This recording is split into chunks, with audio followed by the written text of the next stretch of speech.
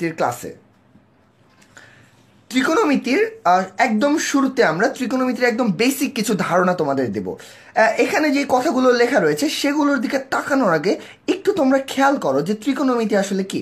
আমরা জানি যে যে কোনো একটি ত্রিভুজ যদি আমরা চিন্তা করি, সেই ত্রিভুজে আমরা দেখতে পারবো যে আমাদের কোণ থাকে এবং বাহু থাকে। আমরা সবাই জানি ত্রিভুজে কোণ এবং বাহু থাকে, এবং সেই ত্রিভুজটি যদি সমকোণে একটি ত্রিভুজ হয় সেই ক্ষেত্রে একটি কোণ হয় সমকোণ বা যেটাকে আমরা বলি 90 ডিগ্রি, এবং বাকি দুটি হয় সূক্ষ্মকোণ।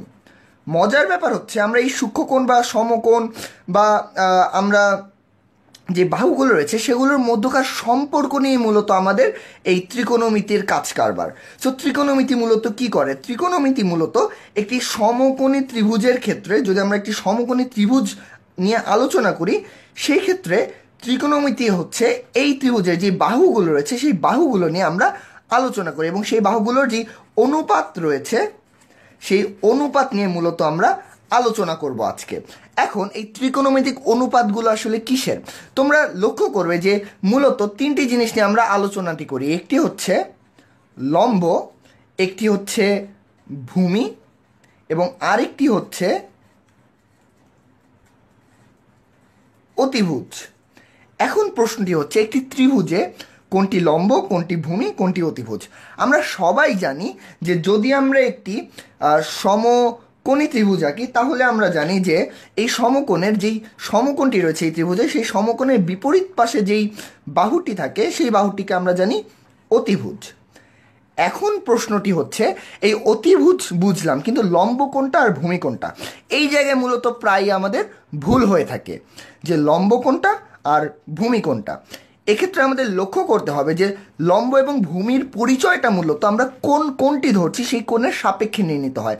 যদি আমরা এই কোণটি ধরি তাহলে এই কোণের সংলগ্ন অর্থাৎ অতিভুজ বাদে সংলগ্ন আরেকটি যেই বাহু রয়েছে এই কোণটির সাথেই যেই বাহুটি রয়েছে সেই বাহুটিকে আমরা বলবো ভূমি। এবং যেটি এর বিপরীতে রয়েছে, আমরা এই কোণটির দিকে লক্ষ্য করো, এই কোণের ঠিক বিপরীতে কিন্তু এই বাহুটি রয়েছে, এই বাহুটিকে আমরা বলবো লম্ব। আবারও খেয়াল করো যে এটা ঠিক বিপরীত পাশে যেটি রয়েছে সেটিকে আমরা লম্ব বলছি, এবং এটির সংলগ্ন যেটি রয়েছে সেটিকে আমরা বলছি ভূমি। তোমাদের বোঝার জন্য আমি আরেকবার ব্যাপারটা একটু বড় করে দেখাচ্ছি। সেটি হচ্ছে এখানে আমি একটি সমকোণী ত্রিভুজ এঁকে দিলাম। এখন তোমরা আমাকে একটু বলো দেখি যে আমি যদি এটাকে সমকোণ ধরি তাহলে আমরা অবশ্যই এটাকে কি বলবো? অতিভুজ। এখন তোমরা আমাকে বলো এই কোণটা যদি আমাদের থিটা কোণ হয়ে থাকে তাহলে এই কোণের সাপেক্ষে কোনটি লম্ব, এ না বি? তোমরা আমাদের কমেন্ট সেকশনে লেখো যে কোনটি লম্ব হবে, এ কে আমরা লম্ব বলবো নাকি বি কে আমরা লম্ব বলবো। তোমরা আমাদের কমেন্ট সেকশনে লিখে দাও। যদি অপশন এ হয় তাহলে লেখো এ, আর যদি মনে হয় এটি লম্ব তাহলে লেখো বি। এক্ষেত্রে আমি তোমাদের হিন্টসটি আরেকবার দিয়ে দিচ্ছি। আমরা যেই কোণের সাপেক্ষে বলছি সেই কোণের বিপরীত পাশে যেই বাহুটি থাকবে সেটি হচ্ছে লম্ব, এবং সংলগ্ন যেটি সেটি হচ্ছে ভূমি।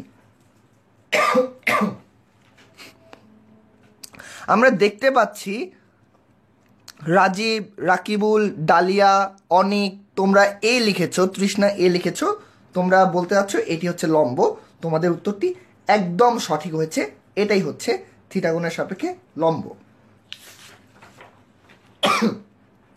এখন তোমরা আমাকে বলো এই যে এই ত্রিভুজটি রয়েছে এই ত্রিভুজের ক্ষেত্রে কোনটিকে আমরা লম্ব বলবো?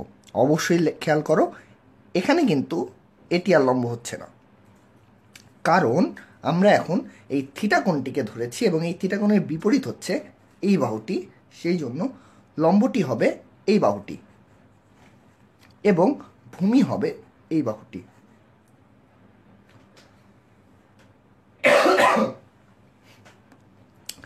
এখন আসো ত্রিকোণমিতিক অনুপাতের ক্ষেত্রে। ত্রিকোণমিতিক অনুপাতের ক্ষেত্রে আমরা sine theta, cos theta, tan theta এই তিনটি নিয়ে আমরা প্রায়শই আলোচনা করি। এই আলোচনার ক্ষেত্রে তোমাদের লক্ষ্য রাখতে হবে সাইন থিটা বলতে আমরা কি বুঝি।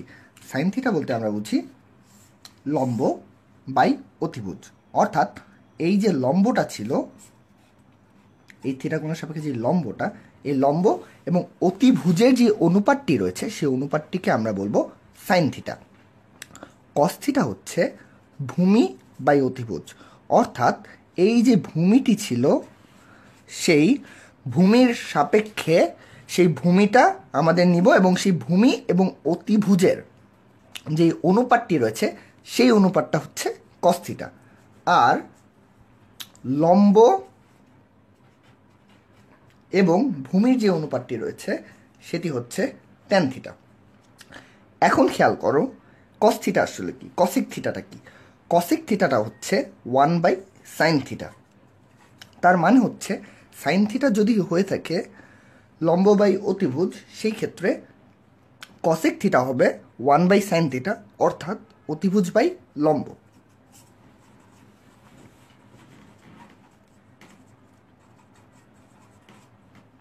একইভাবে সেক থিটা হবে 1/cos থিটা, অর্থাৎ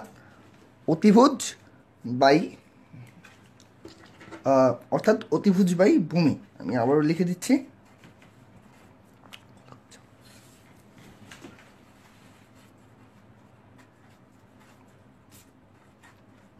এবং cot থিটা হবে 1/tan থিটা, অর্থাৎ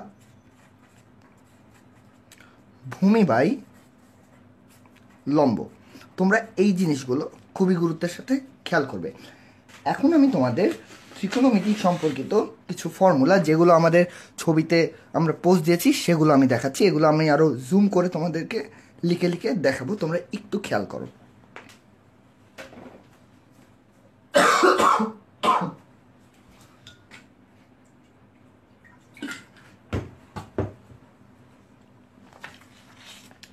এখন একটা জিনিস তোমরা খেয়াল করো, এই সূত্রগুলো কিভাবে আমরা প্রয়োগ করব সেই জিনিসটা ত্রিকোণমিতির ক্ষেত্রে খুবই গুরুত্বপূর্ণ। কেন গুরুত্বপূর্ণ? কারণ এই সূত্রগুলোর ক্ষেত্রে আমাদের এই ত্রিকোণমিতির প্রবলেমগুলো সলভের ক্ষেত্রে আমাদের অনেক ধরনের সূত্রগুলো আমাদের দেখতে হবে এবং সেই সূত্রগুলোকে আমাদের প্রয়োগ করতে হবে। এখন আসলে এই ত্রিকোণমিতির অনুপাতের ধারণাটা কি তোমাদেরকে আরেকটু স্পষ্ট করছি, এবং খুবই গুরুত্বপূর্ণ যেই কয়েকটি ব্যাপার রয়েছে সেই ব্যাপারগুলো আমি তোমাদেরকে এখন আলোচনা করব। এখন কথাটা হচ্ছে, এটা ধরলাম একটা ত্রিকোণমিতিক একটা প্লট, একটা কার্টেশিয়ান জিওমেট্রিক ব্যবস্থা। এই ব্যবস্থায় যদি এটাকে আমি একটি রেডিয়াস ধরি এবং এটাকে যদি এভাবে আমি ঘুরাতে থাকি, তাহলে কিন্তু প্রত্যেকটি পয়েন্টের জন্য আমরা একটি ভূমি এবং একটি লম্ব পাবো। লক্ষ্য করো, যদি আমরা থিটা কোণে ঘুরাই তাহলে এই কোণের সাপেক্ষে লম্ব হবে এই জিনিসটা এবং ভূমি হবে এই জিনিসটা। এই জিনিসটা তোমরা বুঝতে পেরেছো আশা করি। এটাকে আমরা লম্ব বলছি, এটাকে আমরা ভূমি বলছি। এখন ব্যাপারটা যেই জায়গায়, সেটা হচ্ছে তোমাকে যদি কখনো ত্রিকোণমিতিক অনুপাতে সাইন থিটা বলতে চাই, তুমি অবশ্যই কি করবে, এটাকে ওয়াই বলবো এবং এটাকে আমি এক্স যদি বলি, সাইন থিটা হবে y/x। এখন মজার ব্যাপার হচ্ছে, এই জিনিসটাই যদি আবার এই দিকে চলে যায় তাহলে কিন্তু লম্ব হচ্ছে কোন জিনিসটা, এই ওয়াইটা, এবং এখানে এক্স হচ্ছে মাইনাস। একইভাবে এটাকে সেক্ষেত্রে এটা হবে থিটা পুরোটা। ইন্টারেস্টিং ব্যাপার হচ্ছে এই জিনিসটা বোঝানোর কারণটা কি, আমাদের বুঝতে হবে যে ত্রিকোণমিতিক অনুপাতগুলো আসলে কোন জায়গায় কেমন, অর্থাৎ পজিটিভ কোথায়, নেগেটিভ কোথায়।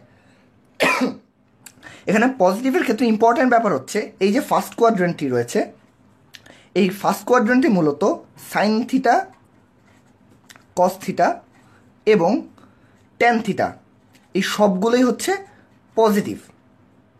এটা কিন্তু ম্যাথের ক্ষেত্রে অনেক ইম্পর্ট্যান্ট যে কোন জিনিসটা পজিটিভ। এখন কথা হচ্ছে, সেকেন্ড কোয়াড্রেন্টে কেবলমাত্র সাইন পজিটিভ, থার্ড কোয়াড্রেন্টে ট্যান পজিটিভ, এবং এই যে ফোর্থ কোয়াড্রেন্টটা রয়েছে এই ফোর্থ কোয়াড্রেন্টে কেবলমাত্র কস পজিটিভ। একইভাবে যখন কট ট্যান পজিটিভ, এই সাইন যদি এখানে পজিটিভ হয় অবশ্যই কসেকও এখানে পজিটিভ হবে। এখানে যেহেতু ট্যান পজিটিভ এখানে কটও পজিটিভ হবে। এখানে যেহেতু কস পজিটিভ অতএব সেক কিন্তু পজিটিভ হবে, এটা তোমাদের মনে রাখতে হবে। এটা মূলত এই কার্টেশিয়ান অনুযায়ী, যেহেতু লক্ষ্য করো এখানে সাইন থিটা আমরা কি জানি, আমরা জানি হচ্ছে লম্ব বাই অতিভুজ। সুতরাং এই কোয়াড্রেন্টে দেখো লম্বটা কিন্তু পজিটিভ এবং অতিভুজ তো সবসময়, রেডিয়াস সবসময় পজিটিভ, দ্যাট ইজ ওয়াই এটা কিন্তু হচ্ছে পজিটিভ হচ্ছে। অর্থাৎ আমি যদি ওয়াই বাই আর ধরি, এটাকে যদি আমি আর ধরি তাহলে এটা কিন্তু পজিটিভ, কিন্তু কসের ক্ষেত্রে দেখো এই সেকেন্ড কোয়াড্রেন্টে কিন্তু মাইনাস এক্স, ভূমিটা কি মাইনাস এক্স, ভূমি যেহেতু মাইনাস এক্স, সুতরাং আমরা বলতে পারি মাইনাস এক্স বাই আর এই অনুপাতটা অবশ্যই কি হবে, অবশ্যই নেগেটিভ হবে। দ্যাট ইজ এখানে কস নেগেটিভ, একইভাবে এখানে ট্যানও নেগেটিভ। সো কোন কোয়াড্রেন্টে কোন জিনিসটা পজিটিভ আর কোনটা নেগেটিভ এটা তোমাদের খুবই ভালো মতো মনে রাখতে হবে। এগুলো কিন্তু আমাদের ম্যাথমেটিক্যাল অ্যাপ্লিকেশনে খুবই গুরুত্বপূর্ণ।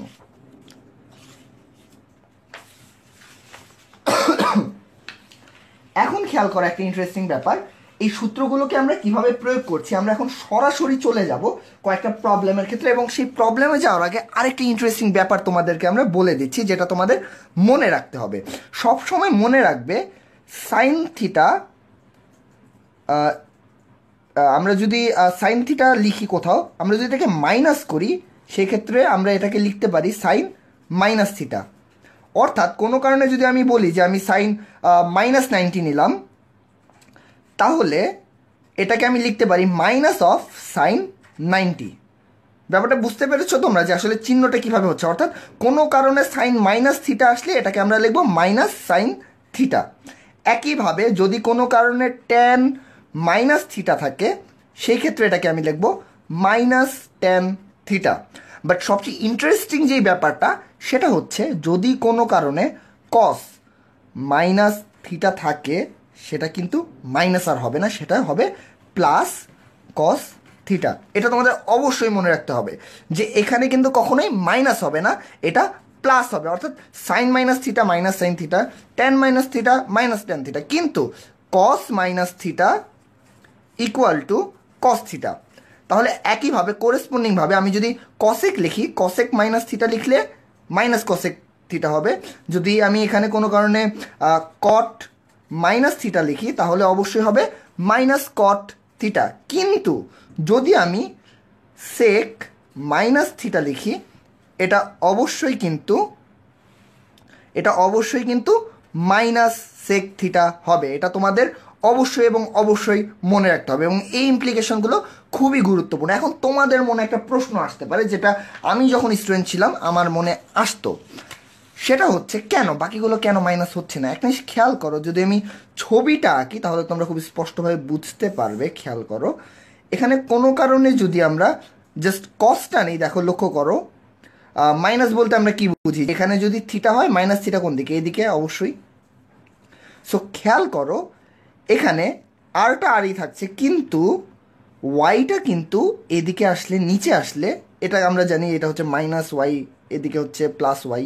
সো নিচে আসলে কিন্তু মাইনাস ওয়াই হয়ে যাচ্ছে। কিন্তু এই দেখো এই দুটো ত্রিভুজের ক্ষেত্রে এখানে যদি মাইনাস থিটা হয়, দুটো ত্রিভুজের ক্ষেত্রে কিন্তু এই এক্সটা প্লাস এক্স, সুতরাং এক্স বাই আর এর যে অনুপাত, যেটা হচ্ছে মূলত কস থিটার অনুপাত এবং উল্টা করলে সেক থিটার অনুপাত পাবো, এটি কিন্তু মাইনাস থিটা এবং প্লাস থিটার জন্য একই জিনিসই আমাদের খেয়াল করছে, একই জিনিস আমাদেরকে শো করছে।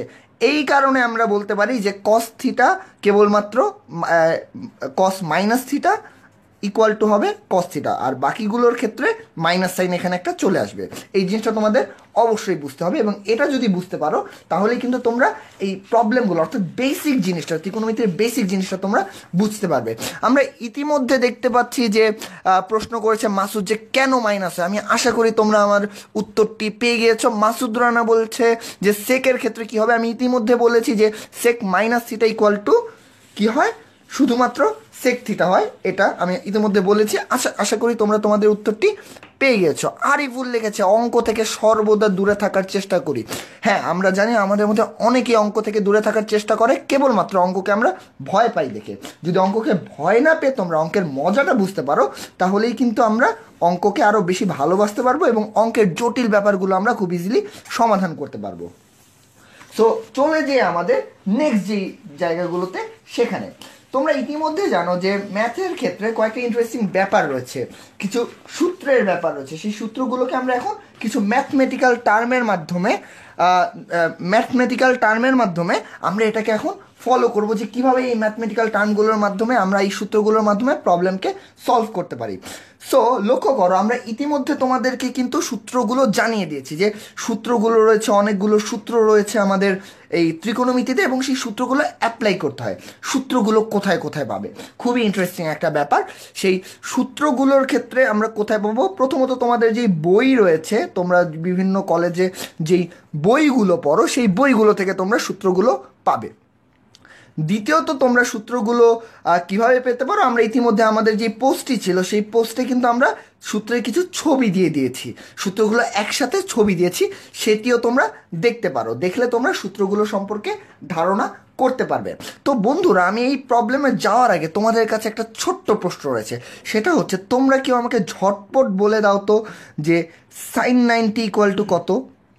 এই প্রশ্নটি করার একটাই কারণ, তোমরা সবাই জানো ডিউ অ্যাডমিশন পরীক্ষায় কিন্তু এখন আর ক্যালকুলেটর ইউজ করতে দেয় না। সুতরাং সাইন কসের মানগুলো কিন্তু তোমাদেরকে মুখে মুখে বের করে নিতে হবে, মনে রাখতে হবে, যেগুলো অন্তত পারার মতো। যেমন 30°, 45°, 60°, 90°, আবার এদিকে 0°। তোমরা আমাকে একটু বলো sin 90 ভ্যালুটা কত? তোমরা যদি এই মানটা সঠিকভাবে আমাকে বলতে পারো, আমরা এরপরে তোমাদেরকে আরেকটা ইন্টারেস্টিং মান জানতে যাবো তোমাদের কাছে, এবং সেই মানটি জানতে পারলেই কিন্তু আমাদের নেক্সট ম্যাথটি খুবই সহজ হয়ে যাবে। হ্যাঁ, আমি ইতিমধ্যে দেখতে পাচ্ছি মাসুদ রানা, ইউসুফ, ডালিয়া, সাইফুল, যারা অনেকক্ষণ ধরে আমাদের সাথে ক্লাসটিতে আছে, তারা সঠিক উত্তরটার দিকে চলে যাচ্ছে। অনেকেই আনসারটি দিয়ে দিচ্ছে যে sin 90 = 1। sin 90 = কি আসলেই 1? হ্যাঁ, তোমাদের উত্তরটি একদম সঠিক হচ্ছে, sin 90 = 1। এখন তোমরা আমাকে তাহলে একটু বলো cos 90 = কত? যারা মুখে মুখে অঙ্কগুলো মুখস্থ করে ফেলতে পারছো যে আসলে কোনটির মান কত, এটা খুবই ইম্পর্ট্যান্ট ডিউ অ্যাডমিশনের জন্য। কারণ আমরা এখন জানি যে আগে কিন্তু ডিউ অ্যাডমিশনের ত্রিকোণমিতি খুব ইজিলি সলভ করা যেত, কারণ ক্যালকুলেটর ছিল। এখন কিন্তু আমাদের হাতে সেই ক্যালকুলেটরটি নেই। আমি ইতিমধ্যে আমার সেকেন্ড প্রশ্নের উত্তরটি পেয়ে যাচ্ছি। রাকি, আশিক, তারা লিখছে cos 90 মান 0। শাকিনুর লিখেছে cos 90 মান 0। বাবলু লিখেছে cos 90 মান 0। দেখি তোমরা তোমাদের উত্তরটি দিতে চাও, আমরা আমাদের পরবর্তী আমাদের এই ম্যাথটিতে আমরা এখন চলে যাব।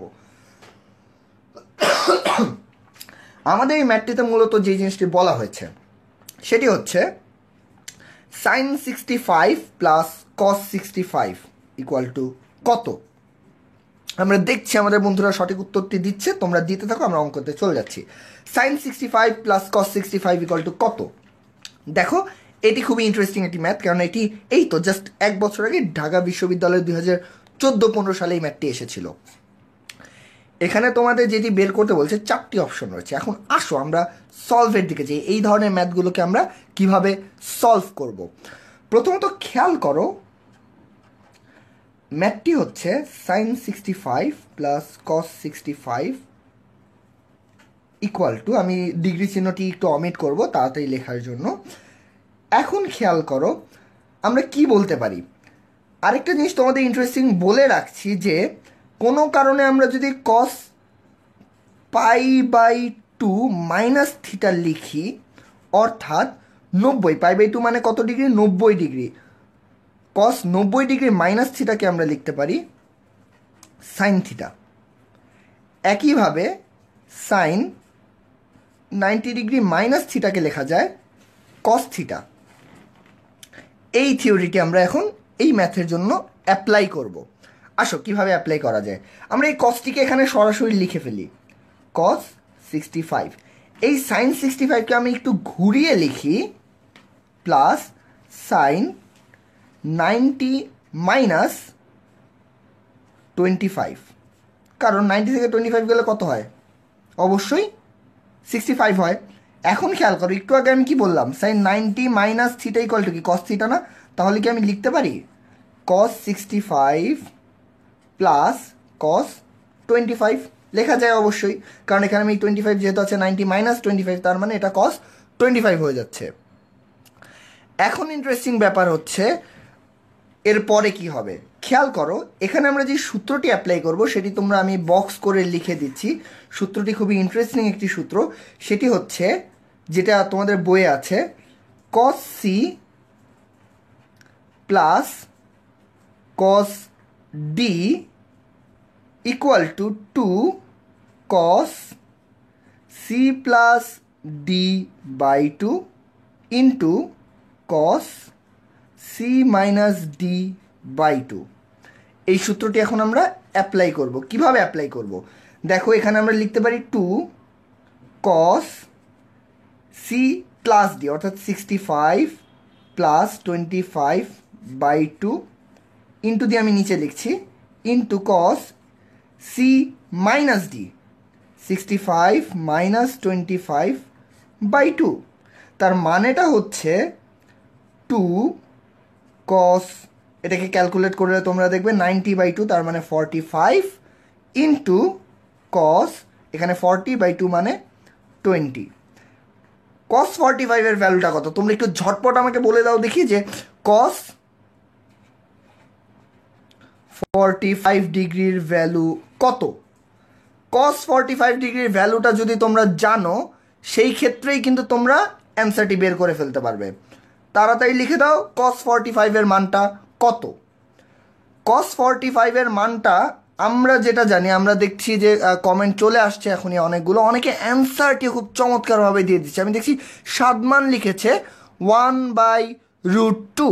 হ্যাঁ সাদমান, তোমার উত্তরটি একদম সঠিক। এটা হচ্ছে 2 × 1/√2 cos 20 ডিগ্রি। তার মানে ফাইনালি যে অ্যান্সারটা আমরা পাবো সেটি হচ্ছে √2 cos 20 ডিগ্রি। অর্থাৎ এখানকার সঠিক উত্তর হচ্ছে 2 নাম্বারটা। এই অঙ্কগুলো কিন্তু আমি অনেক ধীরে ধীরে তোমাদের বুঝালাম, কিন্তু পরীক্ষার হলে এই অঙ্কগুলো তোমাদেরকে খুবই দ্রুততার সাথে সলভ করে ফেলতে হবে, তাহলেই কিন্তু তোমরা এই ধরনের অ্যান্সারগুলোতে খুবই আপার হেড পাবে। এখন আসো আমরা আরেকটু ইন্টারেস্টিং একটা ম্যাথের দিকে যাই, যেটাও ঢাকা বিশ্ববিদ্যালয়ের ভর্তি পরীক্ষা, এমনকি জাহাঙ্গীরনগর বিশ্ববিদ্যালয়ের ভর্তি পরীক্ষা এসেছিল। একটু ট্রিকি এবং ইন্টারেস্টিং ম্যাথ। খেয়াল করো এই ম্যাথে আসলে কি বলা হয়েছে। এই ম্যাথে যে জিনিসটা বলা হয়েছে সেটা হচ্ছে এবিসি একটি সমকোণী ত্রিভুজ হলে cos square A plus cos square B plus cos square equal to কত? তোমাদের অনেকের মনে হতে পারে এটা আবার কি ধরনের প্রশ্ন, এটা কি আসলে আমরা পাবো কি না। মাথায় অনেক প্রশ্ন তোমাদের আসতে পারে যে এই ধরনের ম্যাথগুলো আমরা কিভাবে সলভ করব। দেখো খুব ইজিলি তোমরা এগুলোকে সলভ করতে পারবে। তবে এটা সলভ করার জন্য তোমাদের বুঝতে হবে যে ধারণাটা আসলে কি। ধরো এটা হচ্ছে আমাদের সমকোণী ত্রিভুজটা, আমরা ধরে নিলাম এই যে অ্যাঙ্গেলটা এটা হচ্ছে এ, আমরা ধরলাম এটা বি, আর এটা আমরা ধরলাম সি। ঠিক আছে, এখন তাহলে আমাদের প্রশ্নটির দিকে যাই, তাহলেই তোমরা কিন্তু বুঝে ফেলতে পারবে। সেটা হচ্ছে আমাদের প্রশ্ন ছিল cos square A plus cos square B plus cos square C equal to কত? এখন খেয়াল করো, প্রথমত এ কি সমকোণ না? তাহলে সমকোণ যদি হয় তাহলে আমাকে একটু তোমরা বলো cos স্কয়ার এখানে এর জায়গায় আমরা বসিয়ে দিতে পারি π/2, বা π/2 এর জায়গায় তোমরা 90 ডিগ্রিও লিখতে পারো, কোনো সমস্যা নেই। এখন ইন্টারেস্টিং একটা ব্যাপার হচ্ছে cos স্কয়ার বিও আমি ধরো লিখে ফেললাম। ব্যাপারটা হচ্ছে তোমরা একটু আমাকে বলো দেখি B plus C equal to কত? আমাদের কমেন্ট সেকশনে তোমরা লেখো, লিখে এই অঙ্কটি তোমরা কীভাবে সলভ করতে সেটি আমাকে একটু জানিয়ে দাও, যে B plus C equal to কত। যদি তিনটা কোণ আছে, আমরা সবাই জানি ত্রিভুজের 3 কোণের সমষ্টি কত? 180 ডিগ্রি।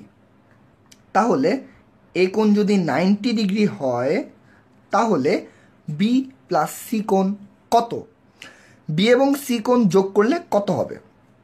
তোমরা অনেকেই লিখে ফেলছো, এবং হ্যাঁ থ্যাঙ্কস, তোমাদের উত্তরটি একদম সঠিক হচ্ছে। উত্তরটি হচ্ছে বি প্লাস সি কোণের ভ্যালু হচ্ছে 90 ডিগ্রি। তাহলে একটু লক্ষ্য করো তো, এখানে কি আমরা সি এর জায়গায় আমরা 90 মাইনাস বি লিখতে পারি না? অবশ্যই পারি, কারণ বি প্লাস সি যদি 90 হয় তাহলে সি ইকুয়াল টু কি? 90 মাইনাস বি। তাহলে তোমরা একটু খেয়াল করো যে এখান থেকে আমরা কি জানি, cos স্কয়ার π/2 কত? cos 90 কত? cos 90 হচ্ছে আমরা কি জানি, অবশ্যই 0, এটা 0 হবে, 0 স্কয়ার মানে 0। এখানে আমরা কি পাচ্ছি? cos স্কয়ার বি, আর এটা কি হয়ে যাচ্ছে আমরা জানি 90 মাইনাস বিটা মানে বি মানে কি, এটা হয়ে যাবে সাইন, সুতরাং সাইন স্কয়ার বি। এখন তোমরা সবাই সূত্র জানো, সূত্রটা কি? Sine square theta plus cos square theta equal to 1। এটার সাথে মিল রেখে cos square B plus sine square B কত হবে? অবশ্যই এটার ভ্যালু হবে 1। সুতরাং এই প্রশ্নের উত্তরটি হচ্ছে 1। সুতরাং দেখেছো কি চমৎকার ত্রিভুজের কনসেপ্ট থেকে আমরা এই ধরনের প্রবলেমটি সলভ করে ফেললাম। এখন আসো আমরা নেক্সট যে প্রবলেমটি সলভ করব, খুবই খুবই ইন্টারেস্টিং একটি প্রবলেম, এবং এই ধরনের প্রবলেমগুলো তোমাদের অনেকবার আসে, অনেক ভালো লাগে তোমাদের, এবং এই প্রবলেমগুলো কিন্তু একটু টেকনিক্যালি খুব কম টাইমে তোমরা সলভ করে ফেলতে পারবে। খেয়াল করো, ইন্টারেস্টিং একটা math. cos theta equal two 12/3, tan theta equal to কত? তোমাদের মনে হতে পারে আচ্ছা আমাকে তো দুটো বাহুর অনুপাত দেওয়া আছে, আমি তৃতীয় বাহুটি কিভাবে বের করব? তোমাদের জন্য বলছি, তোমরা তৃতীয় বাহুটি বের করতে অবশ্যই পারবে।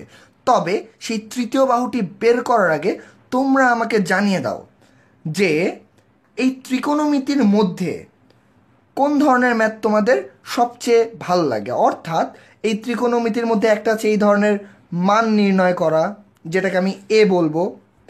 একটা আছে হচ্ছে ইকুয়েশন সলভ করা, যেটাকে আমি বি বলছি। এবং থার্ড আরেকটা আছে ইনভার্স ট্রিগোনোমেট্রি। সো এই তিনটা এ, বি এবং সি এর মধ্যে তোমাদের সবচেয়ে ভালো লাগে কোন পার্টটা ত্রিকোণমিতির, সেটা আমাদের কমেন্ট সেকশনে তোমরা কমেন্ট করো। আর কমেন্টের মাঝে মাঝে আমরা এখন চলে আসছি এই প্রবলেমের ক্ষেত্রে। আমরা ইতিমধ্যে দেখতে পাচ্ছি যে অনেকে অ্যান্সারের দিকে চলে যাচ্ছে, অনেকে অ্যান্সারটি দিচ্ছে। আমরা দেখতে পেয়েছি বিজয়, ইব্রাহিম, সামিন, তারা হচ্ছে অ্যান্সারগুলো দিচ্ছে। দেখি তোমাদের অ্যান্সারটি ঠিক আছে কিনা। প্রথমেই আসো আমাদের এই ম্যাথের ক্ষেত্রে। cos থিটা আমরা প্রথমেই খেয়াল করতো আমরা কি বলেছিলাম। cos থিটা আসলে কি? cos থিটা হচ্ছে ভূমি বাই অতিভুজ। তাহলে এটার সাহায্যে আমি কি আঁকতে পারি? এটা যদি একটা সমকোণী ত্রিভুজ হয়, এটা যদি থিটা কোণ হয়, ভূমি হচ্ছে এটা, যেটার ভ্যালু আমরা কত জানি। দেখো উপরে কি 12 না? তাহলে এই ছবিটা আসলে হবে অনেকটা এরকম একটা ছবি। আমি একটু সুন্দর করে আঁকি, প্রপোর্শনেট ওয়েতে আঁকি, এরকম। তাহলে ভূমিটা কি এখানে 12 এবং অতিভুজ 13। তাহলে খেয়াল করো, আমরা কিন্তু পিথাগোরাসের উপপাদ্য জানি, এটা স্কোয়ার প্লাস এটা স্কোয়ার ইকুয়াল টু কি এটা স্কোয়ার। তাহলে আমরা লিখতে পারি এই বাহুটা যদি এক্স হয় তাহলে x equal two 13 square minus 12 square, যেটাকে আমরা পাই √25 ইকুয়াল টু 5। তার মানে এক্স ইকুয়াল টু হবে 5। সেই ক্ষেত্রে একটা ইন্টারেস্টিং ব্যাপার রয়েছে, এটা কিন্তু হবে +-5, কারণ আমরা √ওভার করছি, আমরা জানি না যে আসলে এটার ভ্যালুটা কেমন হয়। +-5, তাহলে এক্সের ভ্যালু +-5 হতে পারে। এবং সেই ক্ষেত্রে হয়তোবা কোয়ান্টিটেটিভ জায়গা থেকে আমি বলতে পারি যে এটা কেবলমাত্র তো একটা লেন্থ তো পজিটিভ হয়, বাট এটা কিন্তু এই দিকেও হতে পারতো। খেয়াল করো এটাও কিন্তু 13, সুতরাং এখানে যেমন হতে পারে 5, এদিকেও 5 হতে পারে। সুতরাং সেই ক্ষেত্রে আমাদের যে ফাইনাল ভ্যালুটা হবে tan থিটা ইকুয়াল টু কত, সেটি হবে লম্ব বাই ভূমি, অর্থাৎ +-5/12। আমরা জানি তোমরা অনেকে উত্তরটি দিয়ে দিচ্ছ, অনেকে পয়েন্টে অ্যান্সারটি দিয়েছো। তোমাদের জন্য একটু বলতে চাই, পয়েন্টে অ্যান্সার দিচ্ছ, খুবই চমৎকার ব্যাপার। তোমাদের উত্তরটি পয়েন্টের ক্ষেত্রে তোমরা আরেকবার যাচাই করে নাও যে তোমাদের উত্তরটি ঠিক হয়েছে কিনা। অনেকেই কিন্তু ভুল উত্তর দিচ্ছ। সঠিক উত্তরটি হবে 5/12, +-5/12। এবং তোমাদের জন্য ইন্টারেস্টিং ব্যাপার আরেকটা, ডিউতে কিন্তু ক্যালকুলেটর ইউজ করা যায় না। সুতরাং এই অঙ্কগুলোকে ম্যাথমেটিক্যাল সিস্টেমে তোমরা যদি সলভ করতে পারো, সেই ক্ষেত্রেই কিন্তু তোমরা সঠিক উত্তরটি বের করতে পারবে। তোমরা অনেকেই 5/12 লিখছো অ্যান্সার, তোমাদের উত্তরটি সঠিক কিন্তু পার্শিয়ালি, কেননা অ্যান্সারটি হবে +-5/12। আমি আবারও বলছি +-5/12। এখন এই ধরনেরই আরেকটা ম্যাথ আমরা করব, যে ম্যাথটি আরেকটু কঠিন, তবে সেই ম্যাথটিও তোমরা খুব সহজেই সলভ করে ফেলতে পারবে। ম্যাথটা আসলে কি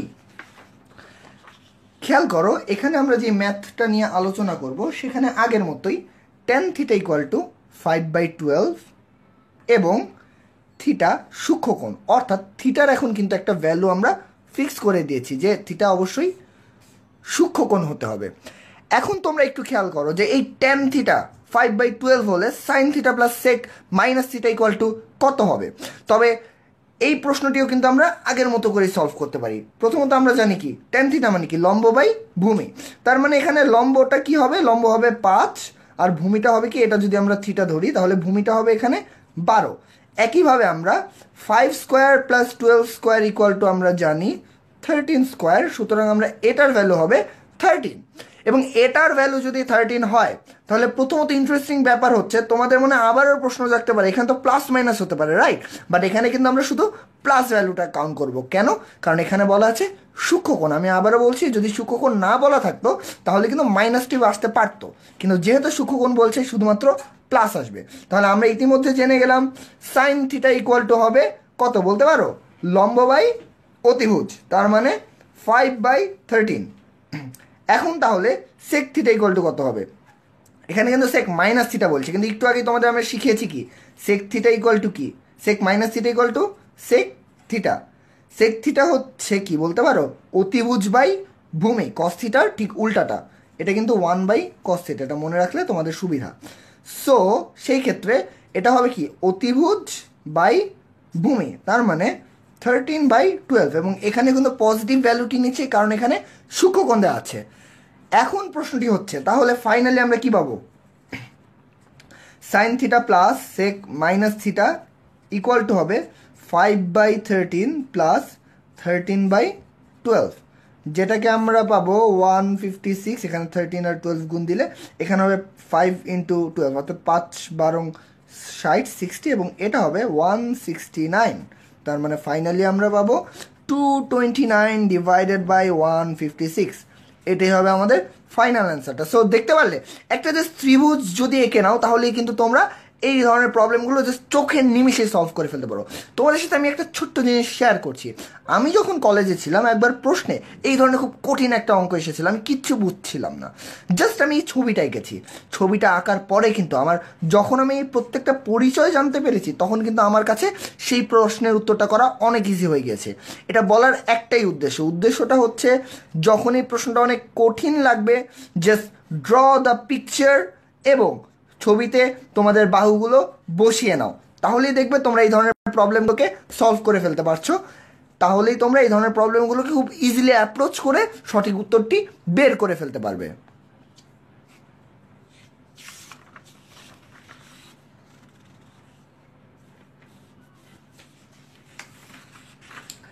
এখন আসো খুবই ইন্টারেস্টিং একটা ম্যাথ।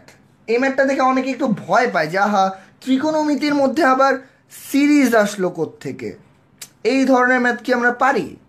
আসলে এই সিরিজের অঙ্কটা কতটা কঠিন চলো আমরা এখন একটু দেখে নিই। প্রশ্নে বলা রয়েছে, এবং এই প্রশ্ন খুবই ইম্পর্টেন্ট, এটা ঢাকা বিশ্ববিদ্যালয়ের ভর্তি পরীক্ষা, ডিইউতে, তারপরে এটা Rajshahi university, Jahangirnagar university, Jagannath university, এই ধরনের পাবলিক বিশ্ববিদ্যালয়গুলোতে কিন্তু এই ধরনের ম্যাথটা অনেকবার এসেছে।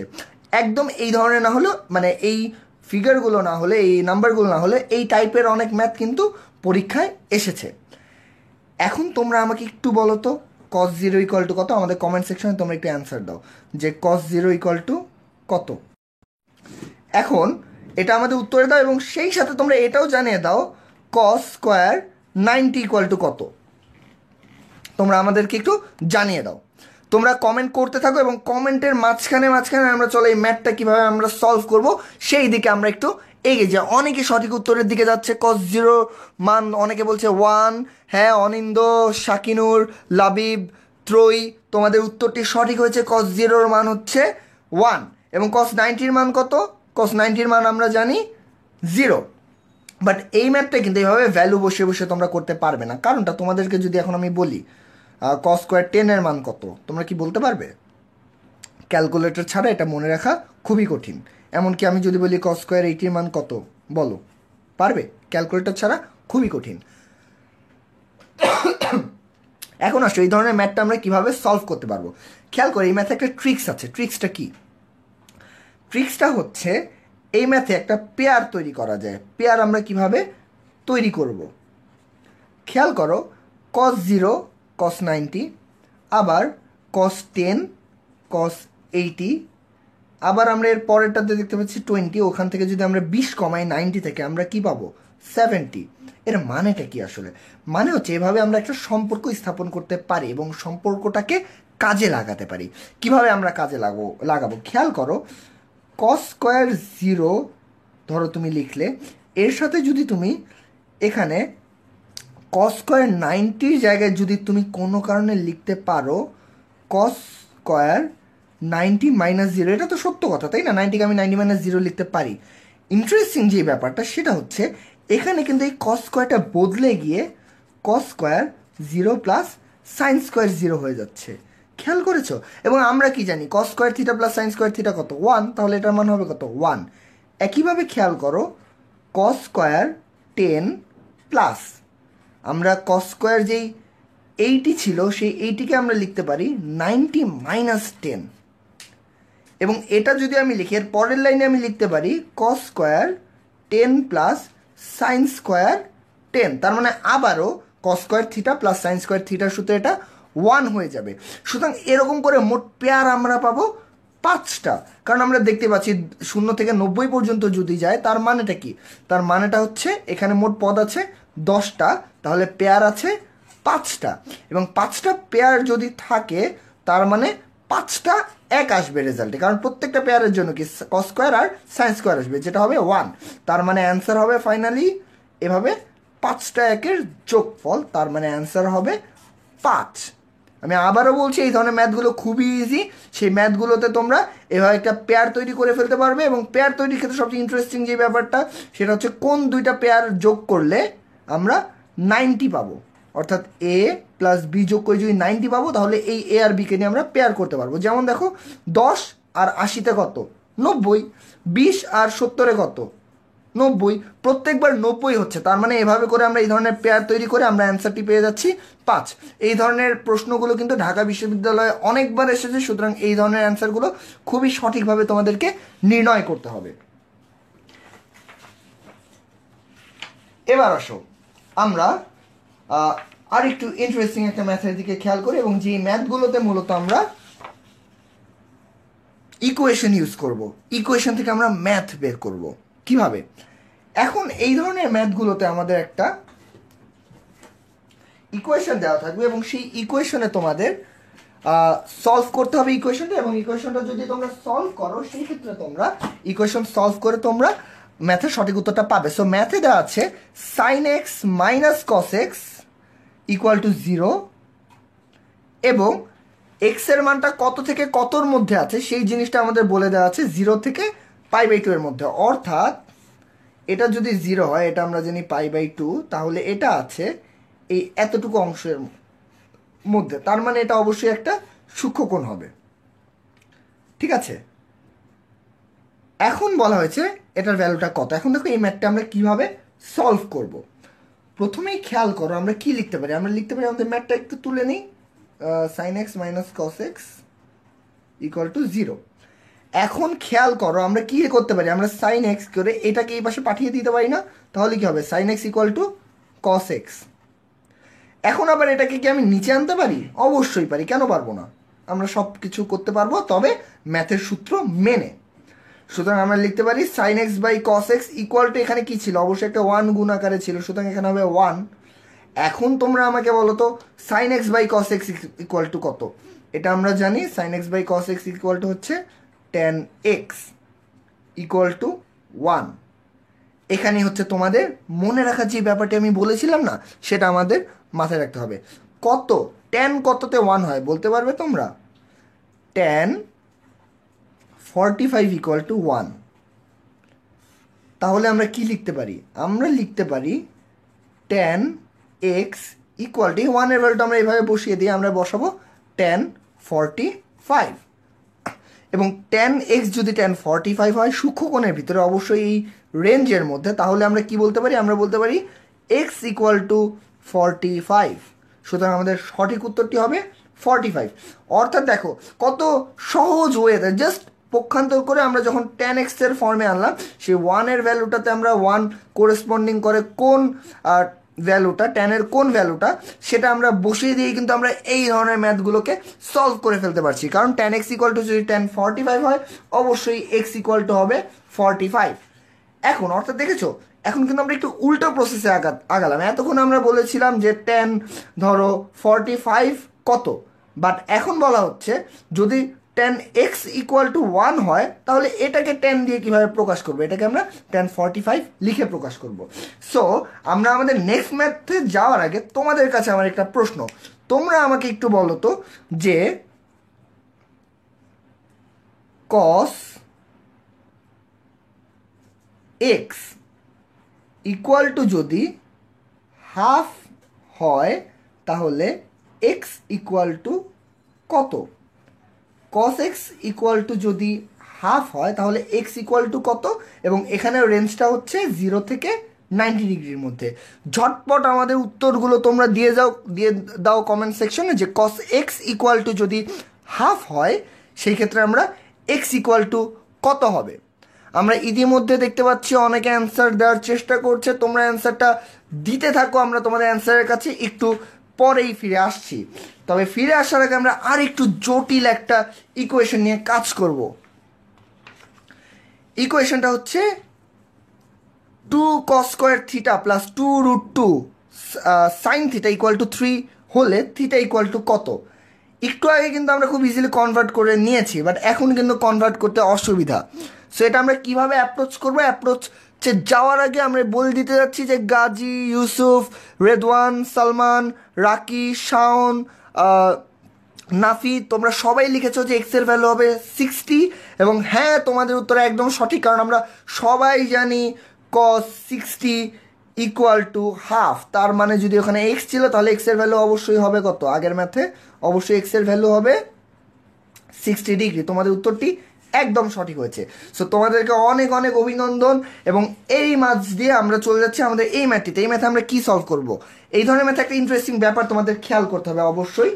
ইন্টারেস্টিং ব্যাপারটা যেই জায়গায়, সেটা হচ্ছে এখানে আছে সাইন, এখানে আছে কস। তাহলে সাইন আর কস একসাথে করে কি আমরা কখনো কোনো ফরম্যাট তৈরি করতে পারবো?